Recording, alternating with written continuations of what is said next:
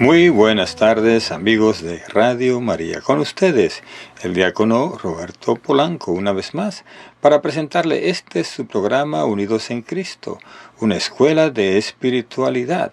Y es un programa que presentamos cada jueves a las 4:30 de la tarde, hora del este, 3:30 de la tarde, hora del centro. Por esta su estación Radio María USA en español. Este programa es una escuela de espiritualidad, así le llamamos, porque compartimos libros de espiritualidad católica que son clásicos en nuestra iglesia y que son de mucho bien para todas las personas que lean, mediten y apliquen lo que en estos libros se presenta. Bien, y estamos nosotros con el libro La subida al Monte Carmelo de San Juan de la Cruz. Este libro, que es una joya de la espiritualidad católica, es algo muy interesante que podemos nosotros aquilatar. Bien, vamos a pedir al Espíritu Santo que sea Él el que nos dirija en esta lectura y meditación. Ven, Espíritu Santo, llena los corazones de tus fieles y enciende en ellos el fuego de tu amor. Envía, Señor, tu Espíritu y todo será creado, y renovarás la faz de la tierra. Amén. Bien, vamos en el libro 3, porque está dividido en 3 libros o en varios, Subida al Monte Carmelo, y hoy estamos en el capítulo 31. Que habla de los daños que se siguen al alma de poner el gozo de la voluntad en este género de bienes. Y habla en el capítulo 1 de 3 daños principales. Me parece que se pueden seguir al alma de poner el gozo en los bienes sobrenaturales. Conviene a saber engañar y ser engañada. Detrimento en el alma acerca de la fe, vanagloria o alguna vanidad. Y dicen en el capítulo 2, en cuanto a los primeros, es cosa muy fácil engañar a los demás y engañarse a sí mismo, gozándose en esta manera de obras. Y la razón es porque para poner estas obras, cuales sean falsas y cuales verdaderas, y cómo y a qué tiempo se han de ejercitar, es menester mucho aviso y mucha luz de Dios, y lo uno y lo otro impide mucho el gozo y la estimación de estas obras. Y esto por 2 cosas. Lo uno, porque el gozo embota y oscurece el juicio. Lo otro, porque con el gozo de aquello no solo se codicia el hombre a creerlo más presto, mas aún es más empujado a que se obre sin tiempo. Y dado caso que las virtudes y obras que se ejercitan sean verdaderas, bastan estos 2 defectos para engañarse muchas veces en ellas, o no entendiéndolas como se han de entender, o no aprovechándose de ellas, y usándolas como y cuando es más conveniente, porque aunque es verdad que cuando da Dios estos dones y gracias, les da la luz de ellas, y el movimiento de cómo y cuándo se han de ejercitar. Todavía ellos, por la propiedad e imperfección que pueden tener acerca de ellas, pueden errar mucho, no usando de ellas con la perfección que Dios quiere, y cómo y cuando Él quiere, como se lee que quería hacer Balaam, cuando contra la voluntad de Dios se determinó de ir a maldecir al pueblo de Israel, por lo cual enojándose Dios le quería matar, y Santiago y San Juan querían hacer bajar fuego del cielo sobre los samaritanos, porque no daban posada a nuestro Salvador, a los cuales Él reprendió por ello. Bien, es muy importante saber que los bienes sobrenaturales, es decir, los dones, los carismas, no se obtienen para nosotros gozarnos de ellos. Porque podríamos engañarnos. Hay gente que se engaña haciendo aparentar que tienen ciertos dones o carismas, porque allí se atraen el júbilo de la gente, la pleitesía de los demás. Y eso es lo que lleva, como dice acá, a la vanagloria. Y esto es engañar y ser engañados. Nosotros somos engañados nosotros mismos cuando actuamos fingiendo un bien sobrenatural. es decir, un carisma, no es bueno para nada. Y la lectura lo dice bien claro. Señor, en tu nombre echábamos demonios, sanábamos enfermos. Y el Señor dice, no le conozco. ¿Por qué? Porque actuaban por su propia cuenta y no bajo la voluntad de Dios. Dios va a dar virtudes y va a dar carismas, ¿verdad? Pero Él mismo va a usarlo cuando Él quiere y no cuando nosotros querramos obligar a Dios a hacer cosas. Porque Dios da estos dones y gracias y da la luz de ellas y el movimiento de cómo y cuándo se han de ejercitar, es lo que dice aquí bien claro. ¿Cómo y cuándo se han de ejercitar? No podemos ejercer un carisma a petición del público, es decir, como si fuera un espectáculo. Venga, haga esto.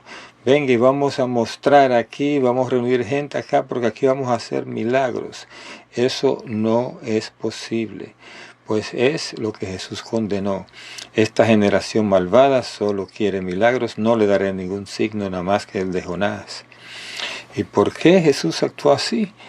Un poco incómodo, porque los dones, los carismas no son para armar espectáculos. Si la gente llega por mucho, donde se está presentando uno que dice que tiene dones o carismas, es un espectáculo. Y puede que esto en realidad resulte todo contraproducente. Esto dice San Juan de la Cruz muy claro. Eso dice que querían Juan y Santiago bajar fuego del cielo sobre los samaritanos. Pues es otra cosa también, usar los dones, los carismas para desquitarnos o para mostrar a los demás que tenemos cierto poder, para que nos dejen quietos, nos dejen tranquilos o no osen ir en contra nuestra. Eso también está muy mal de parte de quien actúa de esa manera. En el capítulo 3 dice, donde se ve claro cómo a esto les hacía determinar a hacer estas obras alguna pasión de imperfección, envuelta en gozo y estimación de ellas, cuando no convenía. Porque cuando no hay semejante imperfección, solamente se mueven y determinan a obrar estas virtudes, cuando y como Dios les mueve a ello, y hasta entonces no conviene, que por eso se quejaba Dios de ciertos profetas, a través de Jeremías 23:21, diciendo, no enviaba yo a los profetas y ellos corrían, no les hablaba yo y ellos profetizaban. Y adelante dice en el 23:32, engañaron a mi pueblo con su mentira y con sus milagros, como yo no se lo hubiese mandado, ni enviándolos. Y allí también dice, en el 23:26, de ellos se ven las visiones de su corazón, y que esas dicen, lo cual no pasa o no pasará, es así si ellos no tuvieran esta abominable propiedad en estas obras. Es decir, que si nosotros no hiciéramos obras que en realidad no engrandece a Dios, o sea, si no hacemos las obras que engrandecen a Dios, entonces lo que estamos haciendo es regando, la verdad, haciendo cosas abominables, a cosas que Dios no quiere, no permite, no le gusta. Y eso es muy importante. Por eso dice, yo no enviaba a los profetas. Ellos corrían, yo no les hablaba. Ellos profetizaban. No podemos usar esos dones de profetizar y hablar de parte de Dios si Dios no nos ha enviado. En el capítulo 4 dice, de donde por esta autoridad se da a entender que el daño de este gozo no solamente llega a usar inicua y perversamente de esas gracias que da Dios, como Balaam, y los que aquí dice que hacían milagros con que engañaban al pueblo, más aún hasta usarlas sin habérselas Dios dado, como estos que profetizaban sus antojos y publicaban las visiones que ellos componían, o las que el demonio les presentaba. Porque como el demonio los ve aficionados a estas cosas, dales en esto largo campo, y muchas materias, entrometiéndose de muchas maneras. Y con esto tienden ellos las velas y cobran desvergonzada osadía, alargándose en estas prodigiosas obras. Así es, el demonio puede actuar ahí porque si nosotros hacemos empeños en querer usar ciertos dones y hacer profecías cuando el Señor no nos ha hablado ni nada, y hacer aparentar que tenemos mucho poder, el demonio lo va a ver como aficionado a estas cosas, y entonces él se va a entrometer de muchas maneras, ¿verdad? Y va a acabar muy mal quien actúe de esta forma. Bien, capítulo 5. Y no para solo en esto, o sea, no para solo en esto, sino que a tanto hace llegar el gozo de estas obras, la codicia de ellas, que hace que si los tales tenían antes pacto oculto con el demonio, porque muchos de estos por este oculto pacto obran estas cosas, ya vengan a atreverse a hacer con él pacto expreso y manifiesto, sujetándose por concierto, por discípulos del demonio y allegados suyos. De aquí salen los hechiceros, los encantadores, los mágicos, ariolos y brujos. Y a tanto mal llega el gozo de estos sobre estas obras, que no solo llega a querer comprar los dones y gracias por dinero, como quería Simón el mago, lo expresa así en Hechos 8:18, para servir al demonio, pero aún procuran a ver las cosas sagradas y aún lo que no se puede decir sin temblar, las divinas, como ya se ha visto haber sido usurpado el tremendo cuerpo de nuestro Señor Jesucristo, para uso de sus maldades y abominaciones. Alargue y muestre Dios aquí su misericordia grande. Así es, que Dios nos ampare si usamos el cuerpo y la sangre de Cristo para cosas como tales, ¿verdad? Maldades, abominaciones. Por eso es muy peligroso que uno se vaya por ese camino de Simón el mago, queriendo obtener los dones a la mala o usarlos para nuestro provecho nada más. A capítulo 6, y cuán perniciosos sean estos para sí y perjudiciales para la cristiandad, cada uno podrá bien claramente entenderlo, donde se notar que todos aquellos magos y ariolos que había entre los hijos de Israel, a los cuales Saúl destruyó de la tierra, por querer imitar a los verdaderos profetas de Dios, habían dado en tantas abominaciones y engaños. Sí, es que si vamos por ese derrotero, al final acabamos engañando y engañándonos nosotros mismos. Como decía antes San Juan de la Cruz, es un camino muy peligroso.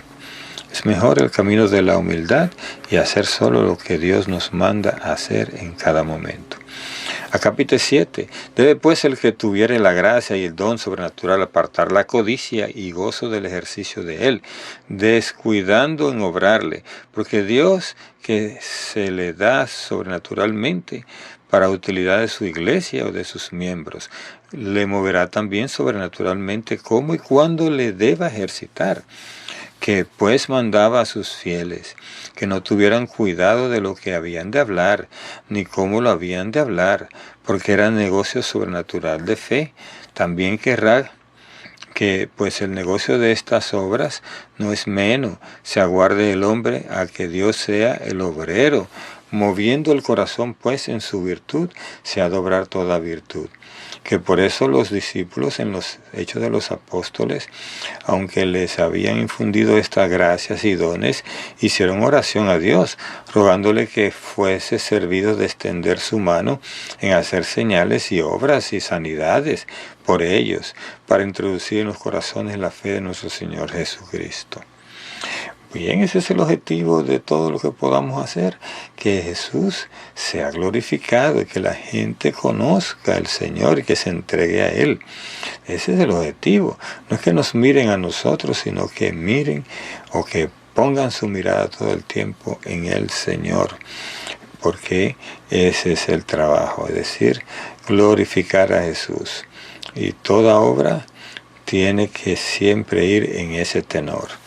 Y todo don o carisma tenemos que usarlo para mover los corazones, para que se entreguen a Dios. Acápite 8, el segundo daño que puede venir de este primero es detrimento acerca de la fe, el cual puede ser en dos maneras.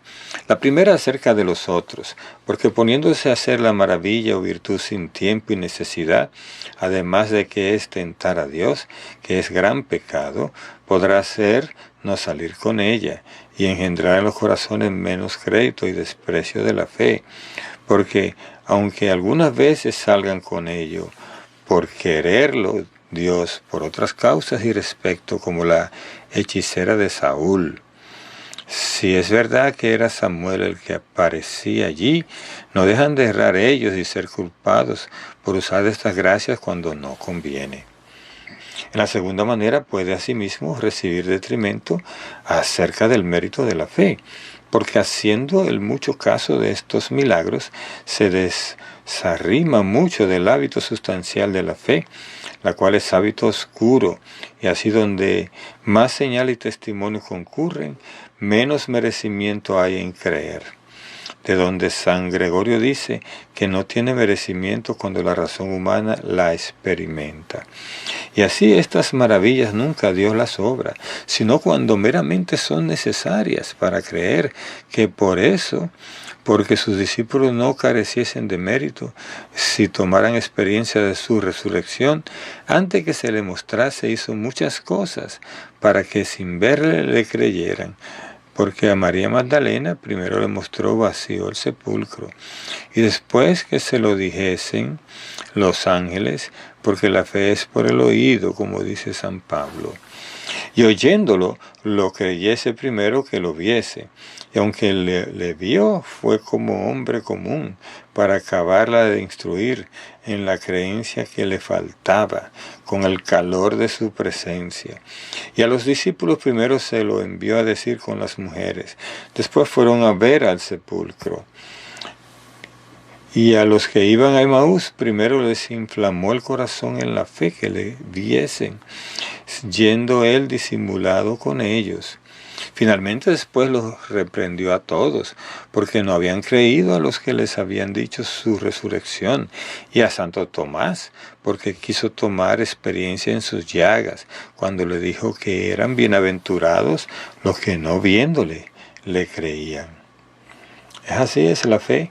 Se tiene más mérito cuando creemos, ¿verdad? Sin ver, cuando creemos sin tener manifestaciones sobrenaturales, porque es lo que Dios quiere, que la fe entre por el oír y que entre por una decisión personal de creerle a Dios, aunque no vea, como Abraham, que no veía a dónde Dios le estaba llevando y le creyó. No veía el hijo de la promesa y le creyó. Porque así debemos ser, ese es el mérito, precisamente. A capítulo 9 y 10. Y así no es de condición de Dios que se hagan milagros, que, como dicen, cuando los hace, a más no poder los hace. Y por eso reprendía él a los fariseos, porque no daban crédito sino por señales, diciendo, si no vieredes prodigios y señales, no creeréis. Pierden pues mucho acerca de la fe los que aman gozarse en estas obras sobrenaturales. El tercer daño es que comúnmente, por el gozo de estas obras, caen en vanagloria o en alguna vanidad, porque aún el mismo gozo de estas maravillas, no siendo puramente, como hemos dicho, en Dios y para Dios, es vanidad, lo cual se ve en haber reprendido nuestro Señor a los discípulos por haberse gozado de que se les sujetaban los demonios, el cual gozo, si no fuera vano, no lo reprendiera. Así es. Si nosotros queremos obtener una mayor fe, le pedimos al Señor y Él va a aumentar nuestra fe. Creo, Señor, pero aumenta mi fe. Y esto puede suceder aún sin ver cosas sobrenaturales. Bien, con esto terminamos la primera parte del programa. Seguimos después de la pausa.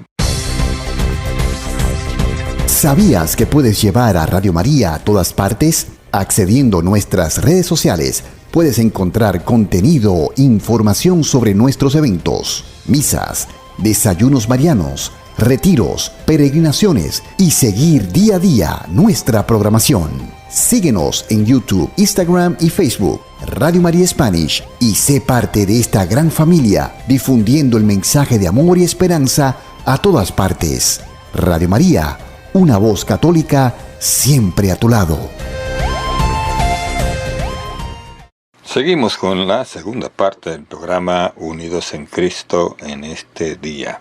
Y ahora vamos a ver el capítulo 32 y el 33 también están bien cortitos. Y con ellos todos completamos esa segunda parte. Bien, vamos al capítulo 32, que habla de dos provechos que se sacan en la negación del gozo acerca de las gracias sobrenaturales. Capítulo 1. Además de los provechos que el alma consigue en librarse de los dichos 3 daños por la privación de este gozo, adquiere 2 excelentes provechos. El primero es engrandecer y ensalzar a Dios. El segundo es ensalzarse el alma a sí misma. Porque de 2 maneras es Dios ensalzado en el alma. La primera es apartando el corazón y gozo de la voluntad de todo lo que no es Dios, para ponerlo en Él solamente. Lo cual quiso decir David en el verso que hemos alegado al principio de la noche de esta potencia. Es a saber, alegrarse. El hombre, el corazón alto, y será Dios ensalzado, porque levantado el corazón sobre todas las cosas, se ensalza en el alma sobre todas ellas. Bueno, si nosotros logramos engrandecer y ensalzar a Dios en lo que hacemos, el alma al final va a tener un gozo, ¿verdad? Porque Dios devuelve la felicidad y el gozo que Él tiene para que nosotros podamos disfrutarlo. El gozo de hacer la voluntad de Dios, el gozo de ponerlo a Él en primer lugar. Eso es importante. Por eso dijo Jesús en un versículo allí que Él le daba gracias a Dios. Dice que estaba Jesús exultando porque ha revelado estas cosas a los pequeños, y nosotros nos podemos gozar con lo que Dios se goza porque estamos haciendo su voluntad. El capítulo 2 dice, y porque de esta manera le pone en Dios solamente, se ensalzan y engrandece Dios, manifestando al alma su excelencia y grandeza. Porque en este levantamiento de gozo en Él, le da Dios testimonio de quién Él es, lo cual no se hace sin vaciar el gozo y consuelo de la voluntad acerca de todas las cosas, como también lo dice por David en el Salmo 45. Diciendo, ved que yo soy Dios, y otra vez, dice en el Salmo 62, en tierra desierta, seca y sin camino, parecí delante de ti, para ver tu virtud y tu gloria. Y pues es en verdad que se ensalza a Dios poniendo el gozo en Él, apartado de todas las cosas. Mucho más se ensalza apartándose de estas más maravillosas, para ponerles solo en Él, pues son de la más alta entidad, siendo sobrenaturales. Así dejándolas atrás por poner el gozo solo en Dios, es atribuir mayor gloria y excelencia a Dios que a ellas, porque cuanto uno más y mayores cosas desprecia por otro, tanto más le estima y engrandece. Así es, nosotros si ponemos el gozo en hacer la voluntad de Dios, el gozo en que le demos gloria y alabanza a Dios, el gozo en hacer las cosas de una manera excelente, nosotros vamos realmente a crecer en nuestra vida espiritual, nuestra relación con Dios, porque estamos alineados con su voluntad. A capítulo 3, además de esto, es Dios ensalzado en la segunda manera, apartando la voluntad de este género de obras, pues cuanto Dios es más creído y servido sin testimonio y señales, tanto más es del alma ensalzado, pues cree de Dios más que las señales y milagros le pueden dar a entender. Si creemos en Dios más que esas señales y esos milagros, entonces tendremos un gran gozo viendo que la obra de Dios se realiza. Y estaremos bien claros en qué es lo que Dios está buscando.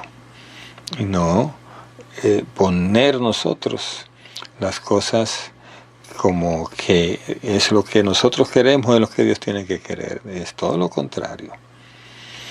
Muy bien, en Acápite 4 dice: el segundo provecho en que se ensalza el alma es porque, apartando la voluntad de todos los testimonios y señales aparentes, se ensalza en fe muy pura, la cual le infunde y aumenta a Dios con mucha más intención. Y juntamente le aumentan las otras dos virtudes teologales, que son caridad y esperanza, en que goza de divinas y altísimas noticias por medio del oscuro y desnudo hábito de fe, y de gran deleite de amor por medio de la caridad, con que no se goza la voluntad en otra cosa que en Dios vivo, y de satisfacción en la memoria por medio de la esperanza. Todo lo cual es un admirable provecho que esencial y derechamente importa para la unión perfecta del alma con Dios. Así es, para esa unión perfecta del alma con Dios, nosotros tenemos que encontrar deleite solo en el amor de Dios, en la caridad. No gozarnos en otra cosa que no sea en Dios vivo. No gozarnos sino en la esperanza de que estaremos con Dios. Tener ese anhelo de Dios. Allí está la clave para nosotros alinearnos con el Señor. Ahora vamos al capítulo 33, en que se comienza a tratar del sexto género de bienes de que se puede gozar la voluntad. Dice cuáles sean y hace la primera división de ellos. A capítulo 1, pues el intento que llevamos en esta nuestra obra es encaminar el espíritu por los bienes espirituales hasta la divina unión del alma con Dios. Ahora que en este sexto género hemos de tratar de los bienes espirituales, que son los que más sirven para este negocio.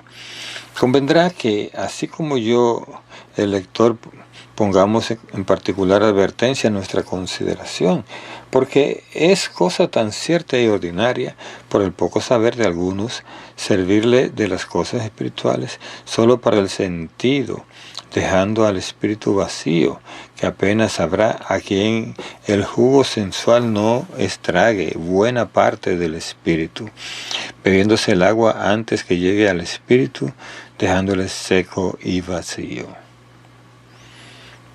Así es, si nosotros no ponemos interés en lo que es esencial, entonces quedaremos secos y vacíos, porque le estamos realmente sacando el jugo a lo que no viene de Dios y no al Espíritu Santo que está ahí para nosotros, para ayudarnos en ir cada día más cerca de Dios, estar más en unión con Él. A capítulo 2 dice: viniendo pues el propósito, digo que por bienes espirituales entiendo todos aquellos que mueven y ayudan para las cosas divinas y el trato del alma con Dios y las comunicaciones de Dios con el alma. Así, una buena definición de los bienes espirituales, ¿verdad? Los que mueven y ayudan en las cosas divinas y el trato del alma con Dios. Esos son los bienes espirituales. Y tenemos que irnos llenando de estos bienes espirituales, es decir, creciendo en ellos, como si estuviésemos en un banco espiritual. Mientras más vamos ahorrando, mientras más vamos ejercitando, mientras vamos ganando, es mucho mejor. Y esos bienes, para eso estamos en este mundo, para ganar esos bienes espirituales. A capítulo 3, comenzando pues a hacer división por los géneros supremos, digo que los bienes espirituales son en dos maneras, unos sabrosos y otros penosos. Cada uno de estos géneros es también en dos maneras, porque los sabrosos, unos son de cosas claras que distintamente se entienden y otros de cosas que no se entienden claras ni distintamente. Las personas también, algunos son de cosas claras y distintas y otros de cosas confusas y oscuras. Sí, así es, los bienes espirituales, muchas cosas no las vamos a entender, solo dejársela al Espíritu Santo que nos las revele o desvele cuando sea necesario, pero van a estar ahí y vamos a ir tras ellos, porque para eso estamos en este mundo.